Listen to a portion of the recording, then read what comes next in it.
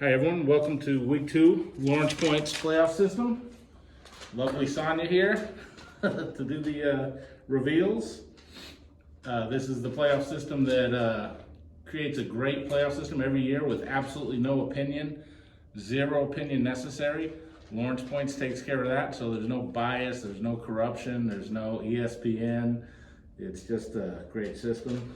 All right, with no further ado, number 16. North Carolina. The number below North Carolina is their Lawrence points. They have 18 Lawrence points. They're actually tied with Troy State and Oregon State, but they have the tiebreaker. So as of now, they're on the edge at 16. Over at 15,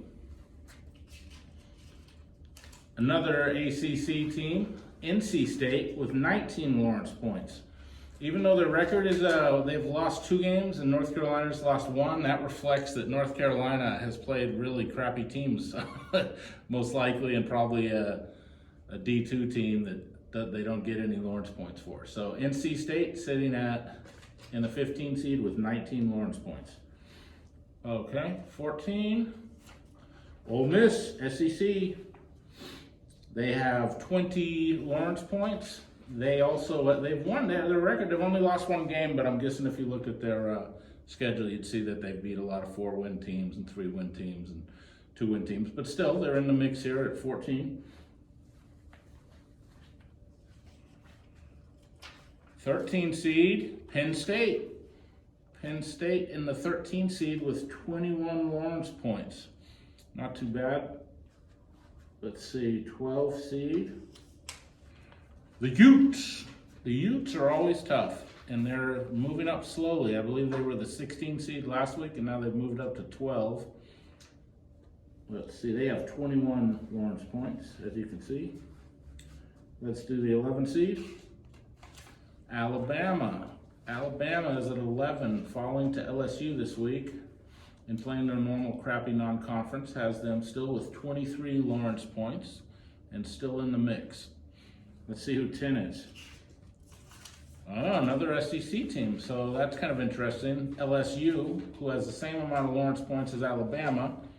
Apparently that loss by Alabama, they would have really moved up the chart had they won that game against LSU. Now, they have the same amount of points, but LSU has the tiebreaker, which is the hottest team since their last loss. So obviously Alabama lost yesterday or 2 days ago, so they would be behind LSU. Okay. 9 seed, Pac-12, sitting there also with 23 points. Oregon, who, in this system, they don't suffer like they do in the playoff system, because they're not killed for that loss against Georgia, because when you lose to an unbeaten team, you don't take any points off. You take off 0 points. So it's kind of a free roll. It would have been a really high value win. In fact, they would have been in the top 4 had they won that game, but they're not out of it because Lawrence Points doesn't punish you for scheduling a tough non-conference schedule. So kudos to Oregon for even scheduling that game. Okay, the 8th seed, with first of our matchups, Clemson. Clemson with 24 points has fallen a little bit. This would be a pretty interesting matchup, Oregon at Clemson, and I would like to watch that one. I think Clemson is better than they looked against Notre Dame over the weekend, but nonetheless, there's no faking it in the Lawrence Points playoff, because just imagine the road all these teams would have to go through. Anyone who won these 4 games, there would be no question they were the best team in the country, I would say. All right. 7 seed, Southern Cal. They flipped. They were in the 10 seed last week. That's a very attractive matchup. LSU at Southern Cal. Southern Cal is moving up 3 spots, while LSU is moving into the bracket for the first time. I would really like to see LSU go to USC and see who wins that matchup. 24 Lawrence points, as you can see. Okay. The 6th seed, who's Alabama playing? Ooh, another Pac-12. Playing UCLA at UCLA. UCLA has 26 Lawrence points. The Pac-12 is doing better than they've done in recent years. They benefit, of course, from beating other good Pac-12 teams, and they don't get punished as bad when they lose because the teams that have few losses. So that would be an interesting matchup, Alabama going to UCLA. Let's see the 5 seed. Well, Tennessee has fell out of the top 4, but they didn't fall far with 30 points.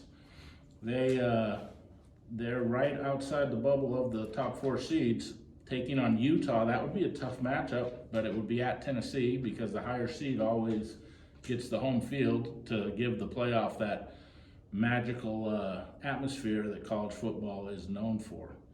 Okay, let's get the top 4 now. You can kind of know who they are. TCU with 30 points also.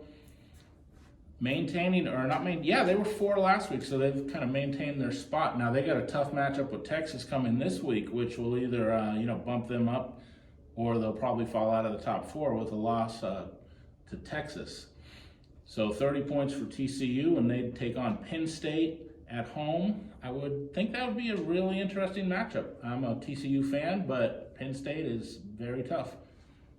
Okay, let's go 3 seed. Oh, there's Georgia. Now, in my personal opinion, Georgia is the strongest team in the country, but what's cool about Lawrence Points is there is no opinion. It's unbiased, it's 100% mathematical, and it's more or less the same 16 teams as the polls would show, or they'll show yesterday, but there's no opinion in it. That's the neat thing, so it's incorruptible.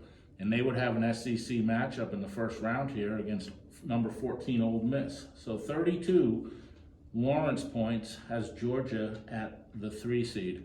So we know who the top 2 are now by process of elimination. Let's see what order.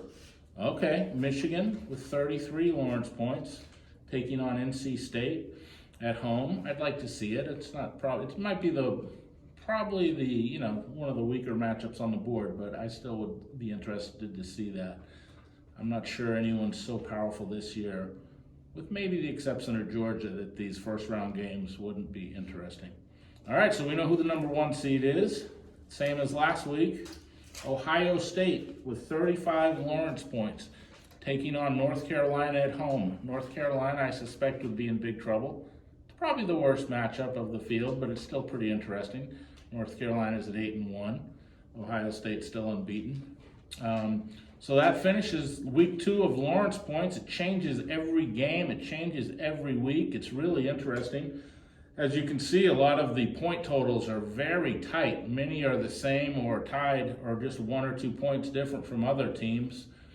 And these change with every result, and there's no bias. And this playoff would be way more fun than whatever the Final 4 they come up with. So thanks for watching, and we'll see you next week.